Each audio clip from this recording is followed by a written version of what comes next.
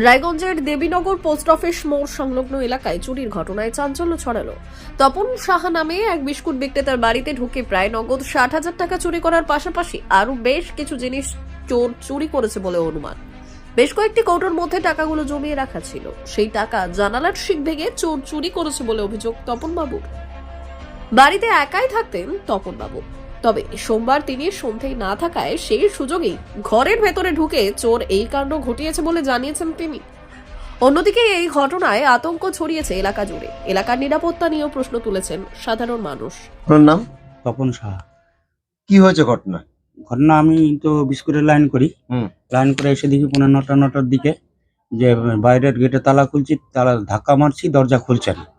পরে প্রাচীরের উপর দিয়ে দেখি এই দরজাটা খোলা। তারপরে ওদিক দিয়ে তাড়াতাড়ি সবাইকে ডাকে নিয়ে এসে দেখালাম, ঘরে এসে দেখে এই অবস্থা। কি হয়েছে? কি দেখলেন? সমস্ত কিছু চুরি হয়ে গেছে আমার। এখন বাসনপত্র কত কি চুরি হয়েছে না দেখা পর্যন্ত বলতে পারছি না। ৫০-৬০ হাজার টাকা খোয়া গেছে। আলমারি থেকে কি খোয়া গেছে সেটা আমাকে দেখতে হবে।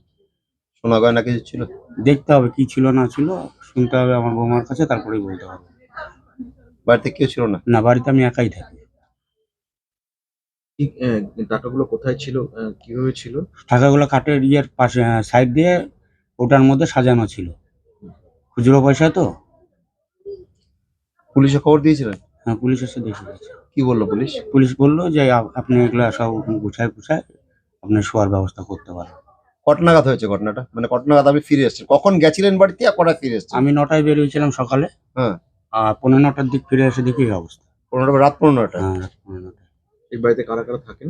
আমি একাই থাকি এই বাড়িতে, আর কেউ থাকে না।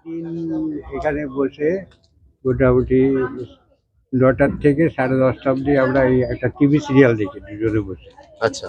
তা আজকে ও আসলো 8:30টার সময়। আসার পরে আমাকে বললো যে চলেন যাই, তাড়াতাড়ি ঢুকবো, একটু মুড়ি টুড়ি নিয়ে মুড়ি টুড়ি খায় পরে।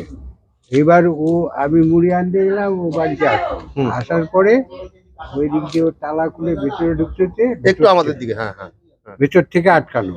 ঠিক আছে, ওই এই পাশে একটা গেট আছে, ওটাও বন্ধ।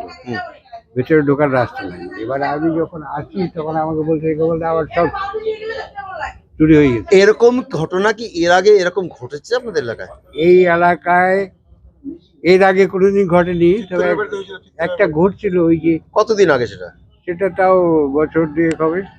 বা ২ বছরের মধ্যে সেটা এরকম? ঠিক এরকমই, ওই পিছন দিয়ে জানলা কেটে ভেতরে ঢুকতে। ২ বছরের মধ্যে এরকম ঘটনা ঘটেনি? না, ২ বছরের মধ্যে এরকম ঘটনা। এই যে ঘটনা ঘটলো আপনাদের এখন কি মনে হচ্ছে? এখন মনে হচ্ছে কি আপনার মনে করবো আর কি বলবো, ব্যাপার হচ্ছে চিন্তা হচ্ছে না, টেনশন হচ্ছে না? বাড়িঘর তো আপনারা রেখে হ্যাঁ, যেতে। চিন্তা তো হচ্ছেই। এই লোকটা সারাদিন বাড়ি থাকে না, সকাল ৯টায় বের হয়ে যায়, রাত 8:30, 8টা 8:30টায় বাড়ি ফেরে। এবার এই পরিস্থিতিতে ওর ছেলের বউ কেউ বাড়ি নাই, উনি একাই থাকে।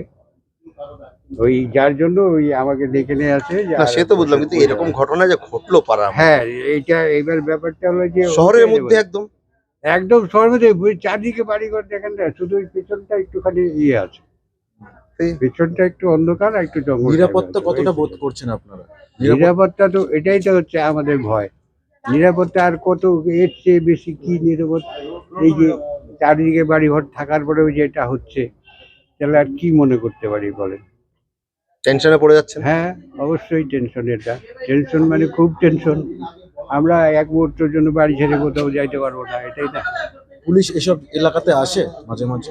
কোনো সময় দেখেছেন? মাঝে মধ্যে ধরেন আমরাও তো ঠিক থাকি না সবসময়, এরা আসলেও সেরকম খুব একটা দেখা যায় না।